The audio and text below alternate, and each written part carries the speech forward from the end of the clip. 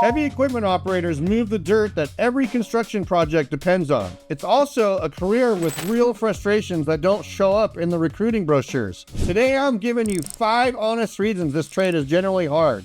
Then I'm telling you why people still do it anyway. Nobody's going to sugarcoat this one. Heavy equipment operation has real physical tolls, real seasonal instability, and pay numbers online that are honestly all over the map. I've spent 30 years around the trades. I know what operators actually deal with on the ground. Today I'm giving you 5 real documented reasons this career is hard. Then I'll tell you why the demand and the income still makes it worth considering.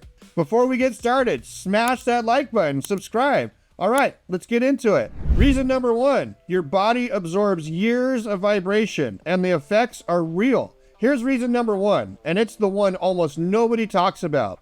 Operating heavy equipment exposes you to what's called whole body vibration every single shift for years. This isn't a minor discomfort. Scientific research on heavy equipment drivers has found that whole body vibration contributes to chronic low back pain, circulatory issues, and even measurable changes in hearing response when combined with the constant engine and machinery noise. The Department of Veterans Affairs specifically recognizes whole body vibration exposure from operating heavy equipment as a contributing factor to long-term lower back pain. Here's what that looks like in practice. You don't feel it after one shift. You feel it after 15 years when your back, your hearing, and your joints have all absorbed thousands of hours of constant shaking that your body was never designed to handle. This is a real occupational health risk that doesn't get talked about nearly as much as it should.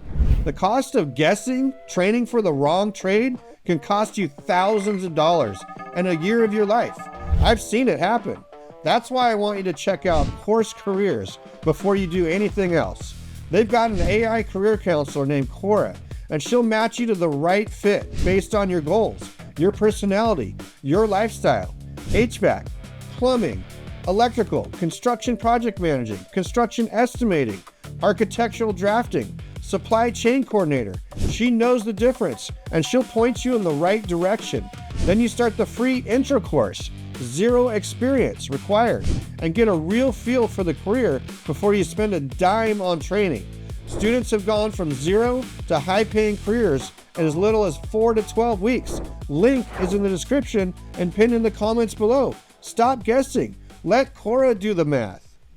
Reason number 2. The work disappears in bad weather and slow seasons. Here's reason number 2, according to the official BLS Occupational Outlook Handbook. Construction equipment operator work is seasonal in areas of the country that experience extreme cold. That's not a minor footnote. That's the federal government confirming directly that your income could disappear for weeks or months depending on where you live and what the weather does. Add irregular schedules, sometimes running around the clock or late into the night to meet project deadlines. And you've got a career where your hours are generally unpredictable in both directions. Too much overtime during the project crunch, then nothing at all when the winter hits or a project wraps up and the next one hasn't started. That inconsistency makes budgeting and planning your life around this income a real ongoing challenge. Reason 3. The pay numbers online are generally all over the map. Here's reason number 3, and this one is more about frustration than danger. If you research heavy equipment operator pay online,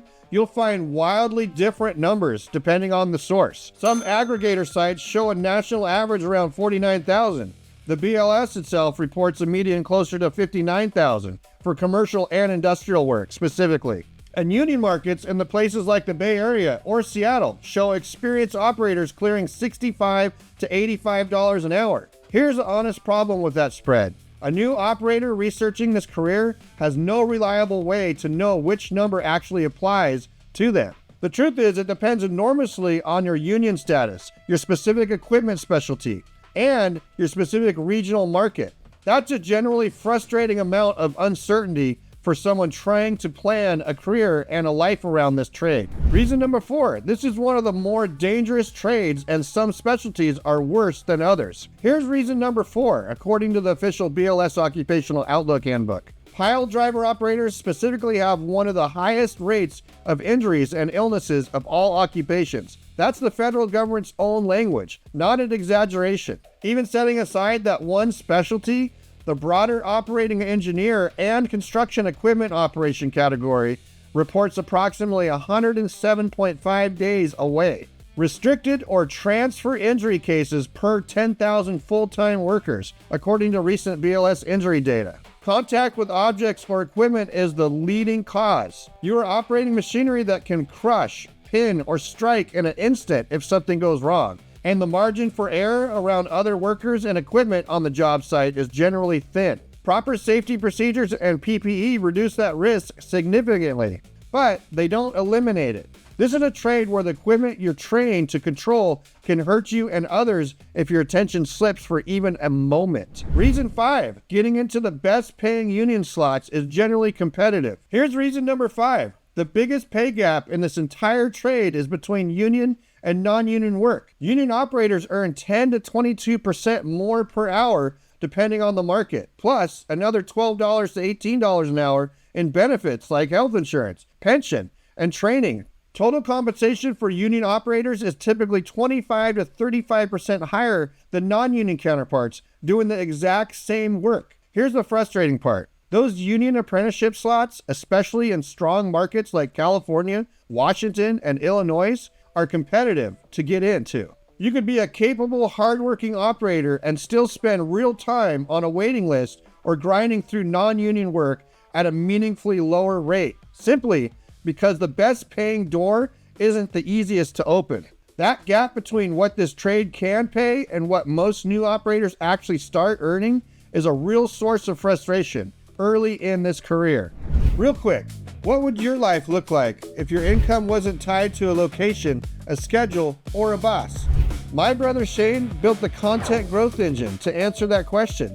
A simple proven system for growing a YouTube channel and earning a full-time income in less than 4 hours a week. I joined as a member myself. Month 1, a $214 day. Month 5, $519 in a single day. And it just keeps building from there. No experience required, just a decision to start. Link is in the description and pinned in the comments below. Your freedom is waiting. So why do people still do this? Okay, 5 real documented reasons this career is hard. Here's the honest other side. The BLS projects roughly 46,000 openings every year for construction equipment operators, driven by retirements and steady infrastructure demand. The entry path is generally fast, a few weeks to a year of training or a 3 to 4 year apprenticeship if you want the union path with the strongest long-term pay. No college degree required. Here's the honest truth about all 5 complaints I just gave you. The vibration and physical toll can be meaningfully reduced with modern equipment, proper seat technology, and operators who take maintenance and ergonomics seriously instead of ignoring them. The seasonal instability evens out for operators who diversify into multiple project types or relocate to year-round markets like the Southeast. The pay confusion resolves itself once you understand your specific specialty and the market instead of trusting a generic online average.